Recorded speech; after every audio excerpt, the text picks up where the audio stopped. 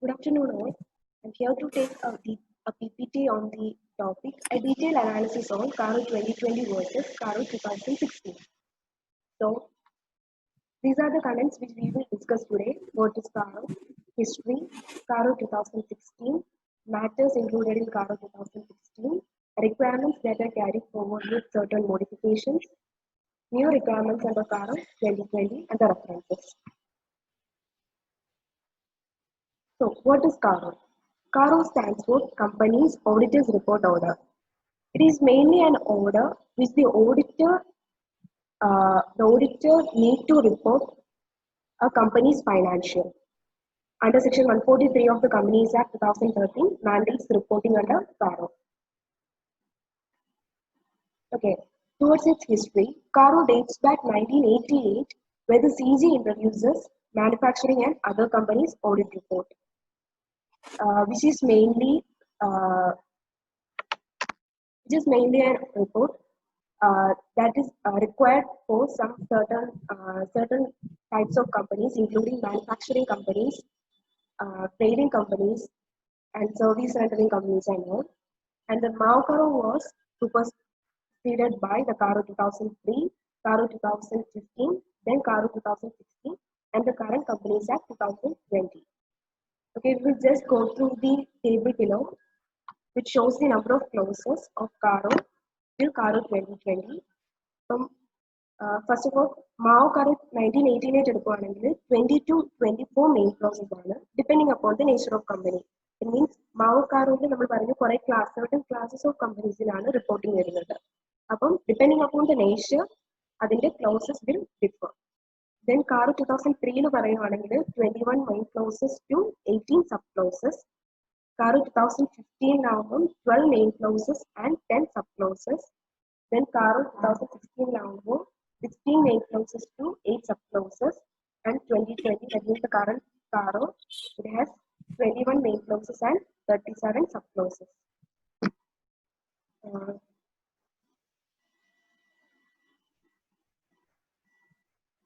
Then CARO 2016, this is the company's auditors report order 2016. It is applicable from 1st April 2015 onwards, and it is applicable for every company, including foreign companies. And there are certain exemptions for that, which includes banking company, insurance company, Section 8 companies, one-person company, small company, and also this exception is applicable for private companies, but there are certain conditions for that. So we will go through the conditions for private company to avail this exemption. So the first one is that private company should not be a holding company or a subsidiary company of a public company. Right? Public company or a subsidiary or holding your avan padilla. Then its paid up share capital and free reserves.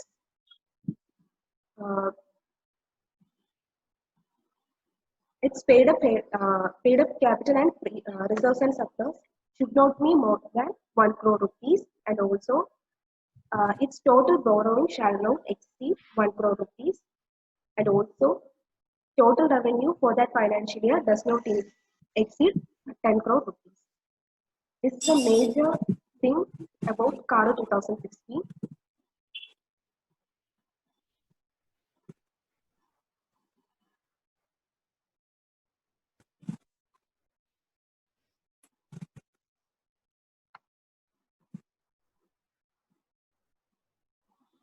Okay.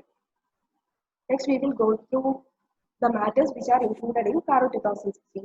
ഈ സെഷനിൽ പറയുന്നതെന്ന് പറഞ്ഞാൽ നമ്മളിപ്പോൾ പറഞ്ഞു 2016 there are 16 main closes. അതിൽ ഓരോ ക്ലോസിലും, അതായത് ഓരോ മെയിൻ ക്ലോസിലും വരുന്ന ഐറ്റംസിന്റെ എന്തൊക്കെ ഡിസ്ക്ലോഷേഴ്സ് അല്ലെങ്കിൽ എന്തൊക്കെ റിപ്പോർട്ടിങ്സ് ആണ് വേണ്ടതെന്ന് നമ്മൾ ഈ ഒരു സെക്ഷനിൽ നോക്കുന്നത്. First close is the fixed assets close. അതിൽ വരുന്നതെന്ന് പറഞ്ഞാൽ first thing we should look at എന്ന് പറയുമ്പോൾ വെദർ പ്രോപ്പർ റെക്കോർഡ്സ്, അതായത് നമ്മുടെ ഫിക്സഡ് അസറ്റ്സിന്റെ റെക്കോർഡ്സ് മെയിൻറ്റെയിൻ ചെയ്യണം, അതായത് showing its quantitative aspects plus situation of the fixed assets. അതുപോലെ തന്നെ ദെൻ നെക്സ്റ്റ് വരുന്നതെന്ന് പറയുമ്പോൾ ഫിസിക്കൽ വെരിഫിക്കേഷൻ, അതായത് ബൈ ദ മാനേജ്മെന്റ്, അതായത് അത് ഫിസിക്കലി വെരിഫൈ ചെയ്തുവല്ലോ മാനേജ്മെന്റ് അറ്റ് റെഗുലർ ഇന്റർവൽസ്. അത് നടക്കുന്നുണ്ടോ, വെദർ, അപ്പൊ അതിന്റെ റിപ്പോർട്ടിംഗ് വരണം. Then also, if there is any material discrepancy, then notice. അങ്ങനെയാണെങ്കിൽ whether it is properly debt in the books of accounts. ഈ മൂന്ന് കാര്യങ്ങളുമാണ് ഫിക്സഡ് അസറ്റ്സിന്റെ കേസിൽ റിപ്പോർട്ട് ചെയ്യേണ്ടത്. Then next second clause ആണ് inventory. Inventory is almost similar to fixed assets. That means first one, whether physical verification of inventory has been conducted at reasonable intervals by the management.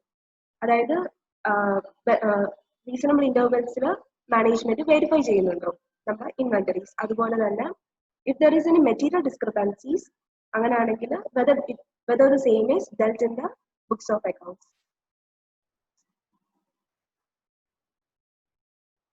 എന്തെങ്കിലും doubt ഉണ്ടെങ്കിൽ ഇടയ്ക്ക് ചോദിക്കാം കേട്ടോ.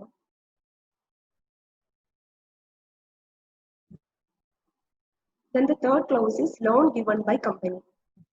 Here we discuss the loans which the company grants towards a company or LLPs or other parties covered in the registered maintenance under 189.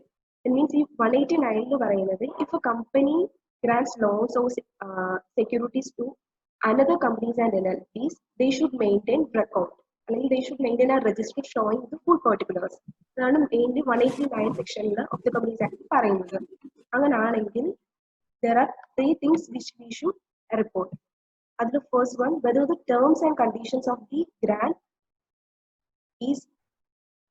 are not prejudicial to the company's interest. That companies in the interest ആയിട്ട് ഒരിക്കലും ഇതായിട്ട് പോകാൻ പാടില്ല, ഒരിക്കലും തെറ്റാവാൻ പാടില്ല. It should be as per the terms and conditions of the company. Then whether the schedule of repayment of principal and payment of interest has been stipulated. അതുപോലെ അവരുടെ receipts, അതായത് ലോൺ കൊടുക്കുന്നതിന്റെ അത് whether it is regular, നമുക്ക് കിട്ടുന്നത് regular ആണോ കമ്പനിയുടെ കേസിൽ. അതുപോലെ if there is any amount of overdue, അങ്ങനെയാണെങ്കിൽ the amount of overdue plus if there is any amount overdue for more than 90 days, അങ്ങനെയാണെങ്കിൽ അതിന്റെ details separate. And whether reasonable steps has been taken by the company for recovery of the principal. അപ്പം ഈ മൂന്ന് കാര്യങ്ങൾ, അതായത് terms and conditions satisfy ചെയ്യുന്നുണ്ടോ, ശരി, അതുപോലെ റീപേയ്മെന്റ്സ് റെഗുലർ ആണോ, പിന്നെ ഓവർഡ്യൂ ഇൻ കേസ് ഓഫ് ഫുൾ ഓവർഡ്യൂ വരുന്നുണ്ട്, 90 days മോർ ദാൻ്റെ കേസ് വരുന്നുണ്ട്, പിന്നെ അതുപോലെ അതിന് റിക്കവറിക്ക് വേണ്ടിയിട്ടുള്ള റീസണബിൾ സ്റ്റെപ്സ്. ഇത് മൂന്നുമാണ് ലോൺ ഗിവൺ ബൈ കമ്പനീസിന് മെയിൻലി വരുന്നത്. Then loans to director and investment by the company. ഇതിൽ മെയിൻലി പറയുന്നതെന്ന് പറഞ്ഞാൽ section 185 and 186 of the Companies Act has been complied or not. അതാണ് മെയിൻലി വരുന്നത്. ഇതിൽ 185 എന്ന് പറയുമ്പോൾ ലോൺസ് ടു ഡയറക്ടേഴ്സ്, അതായത് ലോൺസ് ടു ഡയറക്ടേഴ്സ് എന്ന് പറയുമ്പോൾ as per section 185, no company shall directly or indirectly give loans to its directors of its subsidiaries, then partners or relatives of such directors എന്ന് പറയുന്നുണ്ട്. അപ്പം whether it is against that section, അതാണ് mainly പറയുന്നത്. അതുപോലെ 186 പറയുന്നുണ്ട് investments by the company. അതിൽ a company unless otherwise prescribed make investment through more than 2 layers of investment companies എന്ന് പറയുന്നുണ്ട്. Then ഡെപ്പോസിറ്റ്സിന്റെ കേസിലും സെയിം ഓൾമോസ്റ്റ് സെക്ഷന്റെ ആപ്ലിക്കബിലിറ്റിയെ കുറിച്ച് തന്നെ പറയുന്നത്. അതായത് section 73 to 76 of companies act 2013. 73 നമ്മൾ നോക്കുകയാണെങ്കിൽ it is prohibition on acceptance of deposits from public. അതായത് സർട്ടൺ കമ്പനീസ്, ഇപ്പം ആദ്യം പറയുന്നുണ്ട്, ഇപ്പൊ കുറെ കമ്പനീസിന്റെ നെയിംസ് പറയുന്നുണ്ട്, അവരൊഴിച്ച് വേറെ ആർക്കും പബ്ലിക്കിന്റെ കയ്യിൽ നിന്നും ഡെപ്പോസിറ്റ്സ് മേടിക്കാൻ പറ്റില്ല. അപ്പം അതിൽ വാങ്ങിക്കാൻ പറ്റുമെന്നുള്ള കമ്പനീസ് എന്ന് പറയുമ്പോൾ NBFCs വാങ്ങിക്കാം, ബാങ്കിങ് കമ്പനീസ്, പിന്നെ other company that CG may after consultation with RBI specifies. അപ്പൊ അങ്ങനെ കുറച്ച് കമ്പനീസ് മാത്രമേ പറയുന്നുള്ളൂ, അവർക്ക് മാത്രമേ പബ്ലിക്കിന്റെ കയ്യിൽ അക്സെപ്റ്റ് ചെയ്യാൻ പറ്റൂ. But there is A proviso, അവിടെ പറയുന്നുണ്ട് they can accept deposit subject to the passing of a resolution in the GM, subject to rules as may be prescribed by the RBI. അപ്പം whether ആ 73 73 ആണ് ഇപ്പോൾ പറഞ്ഞത്. അതുപോലെ 76ന്റെ കേസ് പറയുവാണെങ്കിൽ 74ന്റെ case പറയുകയാണെങ്കിൽ as per section 74 of the Companies Act, whether any deposits received by the company on or before the commencement of this Companies Act 2013 ആണെങ്കിൽ the same shall be returned with interest within a period of 1 year from the date of commencement of such act. അതായത് ഒരു വർഷത്തിനിടെ companies act 2001 വന്ന് ഒരു വർഷത്തിനിടെ അതിന്റെ payment അതും plus the interest should be refund. അതാണ് 74 പറയുന്നത്. Then 76 acceptance of deposits from public by certain companies. അപ്പോൾ അതിന്റെ ഡീറ്റെയിൽസ് ആണ് ആ 73 to 76 പറയുന്നത്. Whether it has been complied or not. However, if any of the above not complied with, the nature and contraventions should be stated. അതാണ് ഡെപ്പോസിറ്റ്സിന് mainly പറയുന്നത്. Then the cost records. Cost records the central government to specify audit of items of cost in respect of certain companies പറയുന്നുണ്ട്. അപ്പം ഇപ്പം central government പറയുന്ന ആ certain കമ്പനീസിന്റെ കേസസിൽ മാത്രമാണ് cost records വരുന്നത്. അങ്ങനെയുള്ള companies whether such record has been maintained or not, അതാണ് cost records എന്ന് പറയുന്ന ക്ലോസിൽ വരുന്നത്. Then the statutory dues. Statutory dues എന്ന് പറയുമ്പോൾ whether the company is not regular in depositing statutory dues. അതായത് statutory dues deposit ചെയ്യുന്നതിൽ if the company is not regular, then the extent of arrear of outstanding statutory dues, അതായത് ഇപ്പം for example ഇപ്പം ഒരു 6 മാസം മുമ്പ് വരെയുള്ള ഇത് എടുക്കുവാണെങ്കിൽ 6 മാസമായിട്ട് സ്റ്റാറ്റ്യൂട്ടറി ഡ്യൂസ് അൺപെയ്ഡ് ആയിട്ട് അല്ലെങ്കിൽ അൺഡെപ്പോസിറ്റഡ് ആയിട്ട് കിടക്കുവാണ്, അല്ലെങ്കിൽ same shall be indicated by the auditor. Plus in case of ഇപ്പം ഇൻകം ടാക്സ് കാണും, സെയിൽസ് ടാക്സ് കാണും, സർവീസ് ടാക്സ് കാണും. അപ്പം അതൊക്കെ ഇപ്പം has not been deposited on account of any dispute ആണെങ്കിൽ then the amount involved and the forum where dispute is pending shall also be disclosed. അതാണ് statutory dues എന്ന് പറയുന്നത്. അതായത് ഇപ്പൊ എന്തെങ്കിലും അൺപെയ്ഡ് ഉണ്ടെങ്കിൽ that should be reported. The next one is the repayment of loan. Repayment of loan, whether the company has defaulted in the repayment of loans and borrowing to a financial institutions. അതായത് റീപേയ്മെന്റിന് എന്തെങ്കിലും ഡീഫോൾട്ട്സ് സംഭവിച്ചിട്ടുണ്ടെങ്കിൽ അങ്ങനെയാണെങ്കിൽ ആ period, അതായത് default വന്ന പീരീഡും പിന്നെ അതായത് amount of ഡീഫോൾട്ടും അത് രണ്ടുമാണ് നമ്മൾ റിപ്പോർട്ട് ചെയ്യുന്നത്. Then the 9th main clause is the utilization of IPO and FPOs. IPO means initial public offer and FPO means further public offer. അപ്പം ഇതിൽ പറയുന്നത് നമ്മളിപ്പം IPO ആയാലും FPO ആയാലും നമ്മൾ മണി റേസ് ചെയ്യാൻ യൂസ് ചെയ്യുന്ന ഇൻസ്ട്രുമെന്റ്സ് ആണ്. അപ്പം whether the money raised by way of initial public offer or further public offer has been applied for any other purpose than for which it has been raised. If not, the details together with defaults and subsequent rectification shall be reported by the auditor. അതാണ് utilisation of IPO and FPO എന്ന് പറയുന്നത്. Then the reporting of fraud. Reporting of fraud, whether any fraud has been by the company or fraud in the company.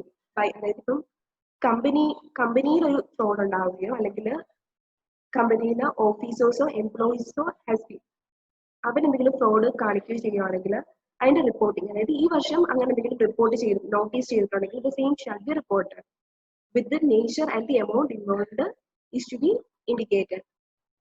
Next വരുന്നതാണ് approval of managerial remuneration. Managerial, അതായത് maximum managerial റെമ്യൂണറേഷന്റെ section നമുക്ക് Companies ആക്ടിൽ വരുന്നത്.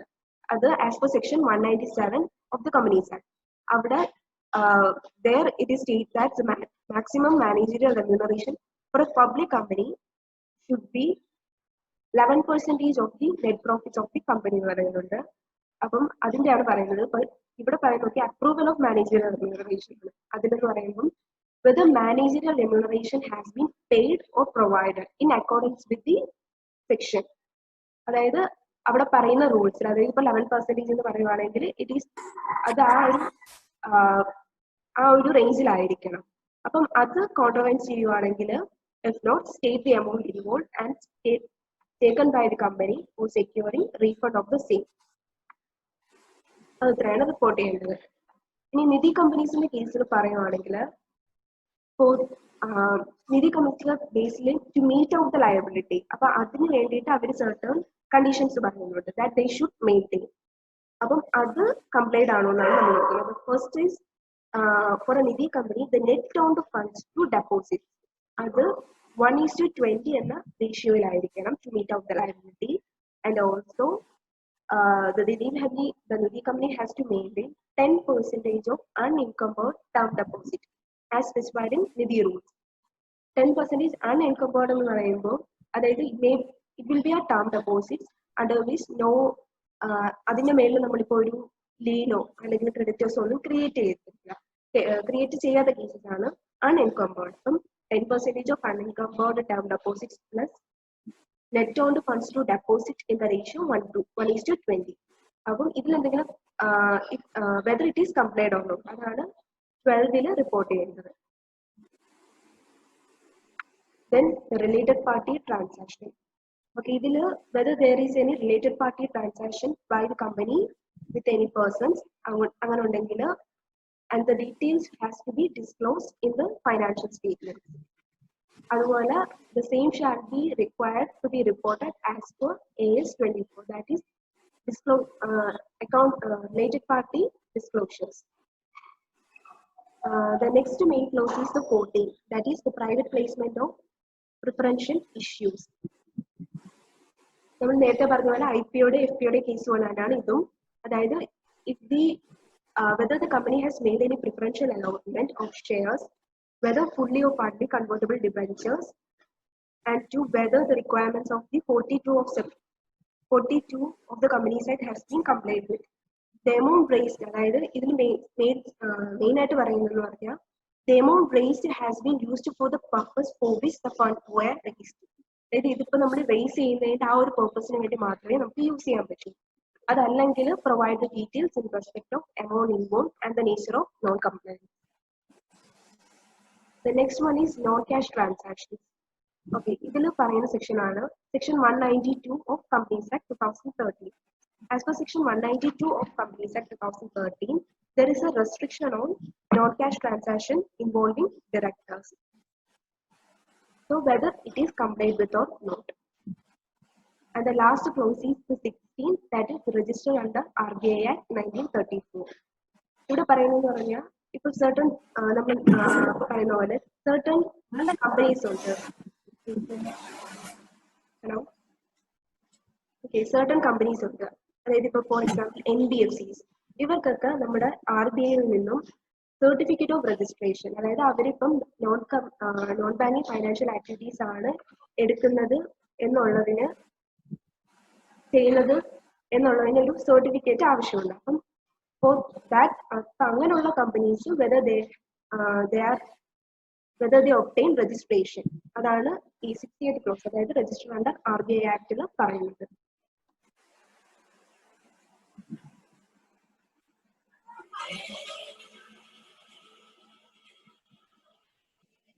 Next ആണ് requirements that are carry forward with certain modifications. അതിനു മുമ്പ് നമുക്ക് CAR 2020, അതായത് കമ്പനീസ് ഓഡിറ്റേഴ്സ് റിപ്പോർട്ട് ഓർഡർ 2020, അത് it shall be applicable from 1st April 2020 onwards ആണ്. അതുപോലെ ഇതിന്റെ applicability it is as same as 2016. അതിൽ വേറെ ഡിഫറൻസ് ഒന്നും വരുന്നില്ല. ഇനി ഇവിടെ ഈ ഒരു സെഷൻ പറയുന്നതെന്ന് പറഞ്ഞാൽ 2016 സെയിം ക്ലോസസ് തന്നെ ആയിരിക്കാം, ബട്ട് വിത്ത് certain മോഡിഫിക്കേഷൻസ് അത് ക്യാരി ഫോർവേഡ് ചെയ്യുന്നതാണ്. അപ്പൊ അങ്ങനെയുള്ള കോഴ്സ് ക്ലോസസ് ഉണ്ട്. അതിൽ ഫസ്റ്റ് വൺ ആണ് നോൺ കറന്റ് അസറ്റ്സ്. നമ്മൾ നേരത്തെ ഫിക്സഡ് അസറ്റ്സ് എന്ന് പറഞ്ഞ സെയിം സംഭവം തന്നെ, but here verification of title deeds of the immovable property and its disclosure should be reported. അതുപോലെ non current assets 2020 it also specified a format for maintaining the details. പിന്നെ next വരുന്നത് which is important, അതായത് revaluation, അതായത് ഈ വർഷം whether there is any revaluation of PPE has been done by a registered valuer and the change is and the amount of change is greater than or equal to 10% of net carrying value ആണെങ്കിൽ the same shall be reported. And the next one is inventory and other current assets. ഇതിൽ വരുന്നത് നമ്മൾ നേരത്തെ 2016 പറഞ്ഞ same തന്നെയാണ്, but with ചെറിയൊരു വ്യത്യാസമുണ്ട്. അതായത് Physical verification നമ്മൾ 2016 പറഞ്ഞു അത് തന്നെ വരുന്നുണ്ട്. Physical verification at regular intervals by management and whether any discrepancies of 10% or more as noticed. അങ്ങനെയാണെങ്കിൽ then it should be properly dealt in the books of accounts. പിന്നെ ഇതിൽ തന്നെ വേറൊരു കേസ് കൂടി പറയുന്നുണ്ട്. അതായത് if the company, അതായത് company നമ്മുടെ കറണ്ട് അസറ്റ്സ് സെക്യൂരിറ്റീസ് ആക്കി വെച്ചുകൊണ്ട് ഏതെങ്കിലും ഒരു ബാങ്ക്സിൽ നിന്നോ അല്ലെങ്കിൽ ഫൈനാൻഷ്യൽ ഇൻസ്റ്റിറ്റ്യൂഷൻസിൽ നിന്നോ അവരുടെ working capital limit in excess of 5 crores, അതായത് 5 crores മുകളിലോട്ട് ആക്കുകയാണെങ്കിൽ ദെൻ അവരുടെ ക്വാർട്ടർലി റിട്ടേൺസും ക്വാർട്ടർലി റിട്ടേൺസ് അല്ലെങ്കിൽ statements should agree with the books of accounts. That means അതുമായിട്ട് വ്യത്യാസം വരാൻ പാടില്ല. If so then the details should be then the details should be given. Doubt ഉണ്ടെങ്കിൽ ചോദിക്കണേ.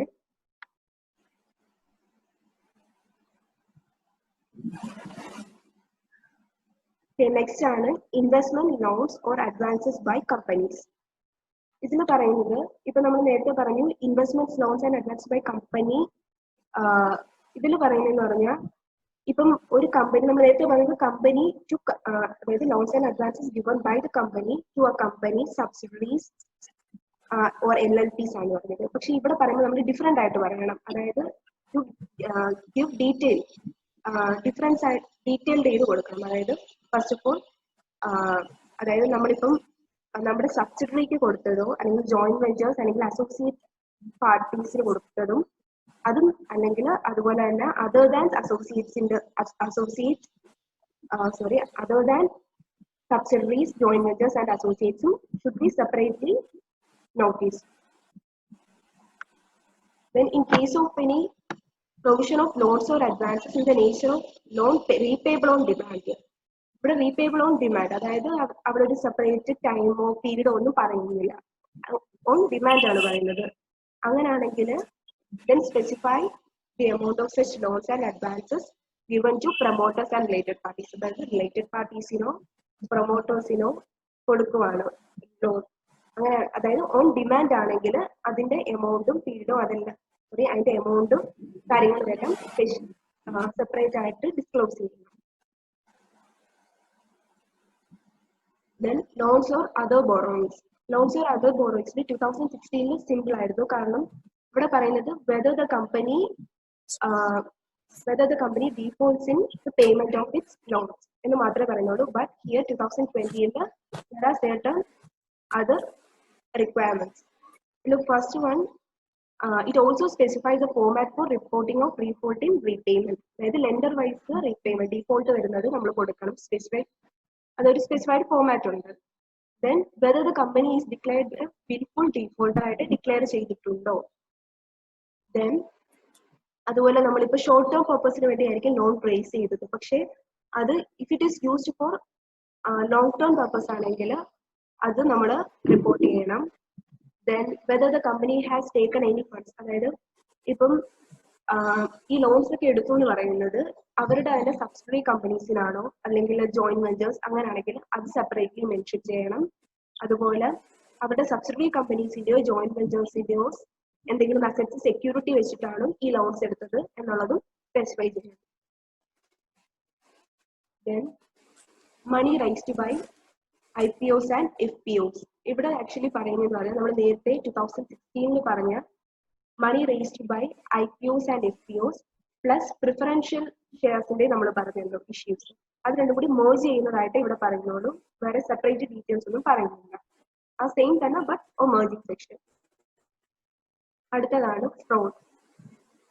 ഓക്കെ, നമ്മൾ കാറ് 2016 പറഞ്ഞു ഒരു ഫ്രോഡ് ഉണ്ടെങ്കിൽ അതായത് ജസ്റ്റ് റിപ്പോർട്ടിംഗ് മാത്രമേ പറയുന്നുള്ളൂ. But in 2020 that report should be informed ADT4 and that should be reported by the auditor to the CG and also report whether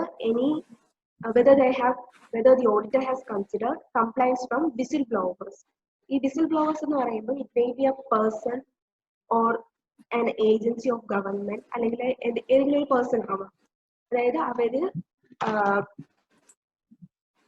അതായത് പബ്ലിക്കിനോ അല്ലെങ്കിൽ ഹയർ അതോറിറ്റീസിനോ ഒരു ഇൻഫർമേഷൻ കൊടുക്കുകയാണ് that there is a chance of corruption fraud. അപ്പൊ അങ്ങനെയുള്ളത് whether that has been considered by the auditor. അപ്പോൾ അതാണ് ഫ്രോഡിൽ 2020 main ആയിട്ട് പറയുന്നത്. പിന്നെ നിധി കമ്പനിയുടെ കേസിൽ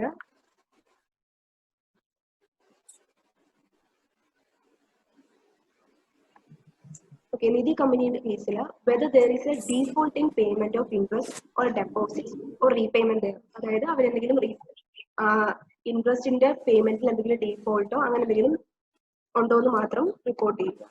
എക്സ്ട്രാ വരുന്ന ആ ഒറ്റ case. Then back to NBFCs. NBFCs നമ്മൾ നേരത്തെ പറഞ്ഞു. NBFCs ആകുമ്പം അതായത് ഇപ്പൊ എന്തെങ്കിലും ഒരു company non banking financial activities ചെയ്യുകയാണെങ്കിൽ they need to obtain a certificate of registration from RBI. അപ്പോൾ അങ്ങനെയുള്ള കേസിൽ whether they have obtained it or not, അതുപോലെ whether the company qualifies for a core investment company. അതായത് core investment company എന്ന് പറഞ്ഞാൽ ഒന്നുമില്ല, just whether non banking financial activities ആണോ അവർ ചെയ്യുന്നതെന്നുള്ളതാണ് core investment company ഉദ്ദേശിക്കുന്നത്. അതുപോലെ if the group has more than one CIC, then the number of CICs ഏതൊക്കെയുണ്ടെന്ന് specify ചെയ്യണം. ഇത്രയാണ് വിത്ത് മോഡിഫിക്കേഷൻ, അതായത് 2016 2020 വിത്ത് മോഡിഫിക്കേഷൻസ് കൊണ്ടുവന്നിട്ടുള്ള ക്ലോസസ്. ഇനി there are certain other clauses, certain others അല്ല, there are new requirements under CARL 2020. അതായത് മറ്റേതിലില്ല but ഇതിൽ കൊണ്ടുവന്നു, പുതുതായിട്ട് കൊണ്ടുവന്നിട്ടുള്ള കുറച്ച് റിക്വയർമെന്റ്സ് ആണ്.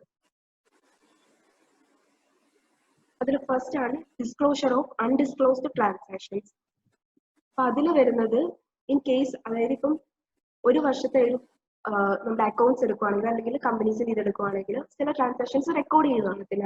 പക്ഷെ അത് നമ്മൾ ടാക്സ് അസസ്മെന്റിൽ which has been surrendered or disclosed as income, അങ്ങനെയുള്ള കേസിൽ whether previously unrecorded income has been properly record ചെയ്തിട്ടുണ്ടോ ഇല്ലയോ, അതാണ് ഡിസ്ക്ലോഷർ ഓഫ് അൺഡിസ്ക്ലോസ്ഡ് ട്രാൻസാക്ഷൻസ് എന്ന് ഉദ്ദേശിക്കുന്നത്. Next, internal audit system. അതിൽ വരുന്നത് whether the company has an internal audit system commensurate with the size and nature of its business. അതായത് ആ ഒരു കമ്പനിയുടെ സൈസും നേച്ചറും വെച്ചിട്ട് അതിനൊരു ഇന്റേണൽ കൺട്രോൾ സിസ്റ്റം ഉണ്ടോ.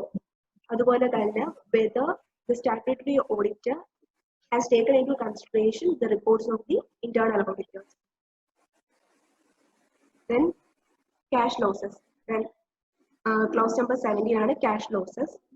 State the amount of cash losses in case of cash losses in the financial year and the immediately preceding financial year. ഇത് കഴിഞ്ഞ 2 വർഷമായിട്ട് ക്യാഷ് ലോസസ് ഉണ്ടെങ്കിൽ state the amount of cash loss.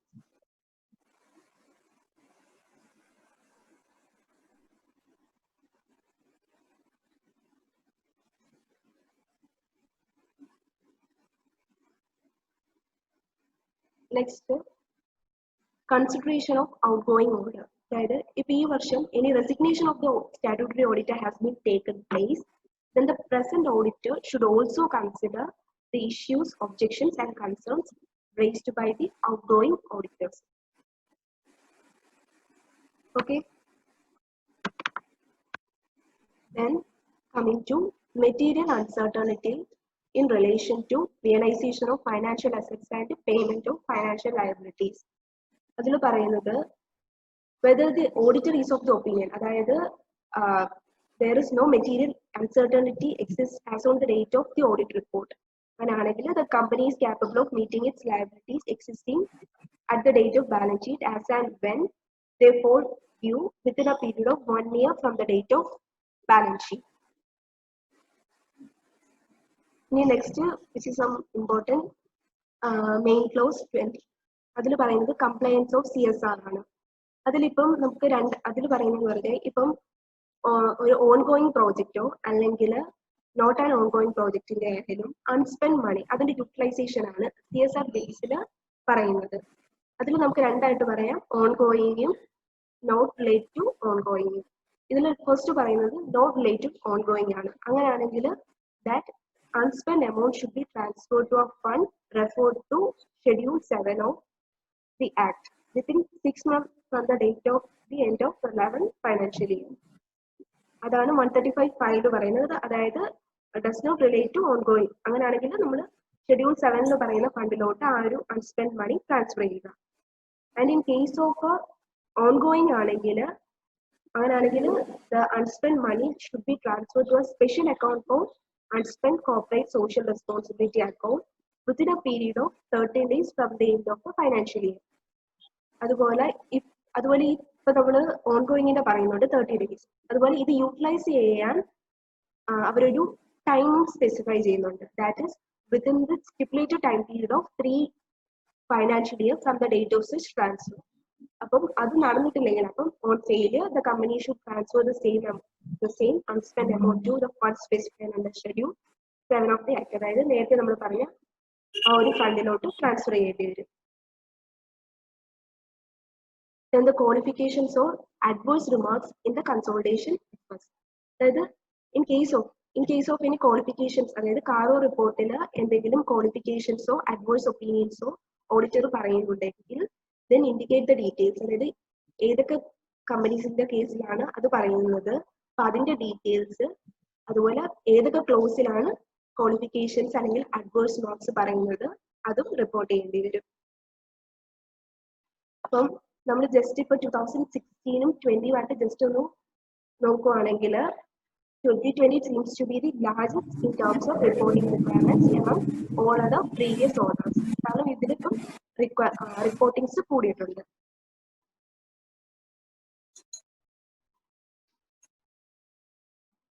അപ്പൊ ഇത്രയാണ് പറയാൻ ഉദ്ദേശിക്കുന്നത്. അതായത് ഫസ്റ്റ് വാട്ട് ഈസ് കാറോ നമ്മൾ പറഞ്ഞു, പിന്നെ അതുപോലെ 16 വരുന്ന matters, then modifications and new requirements.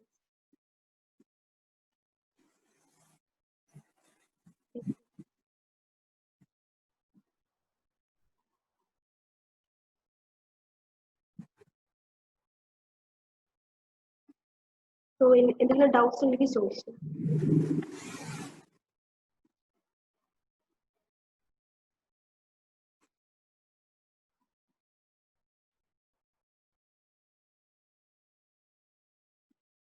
No.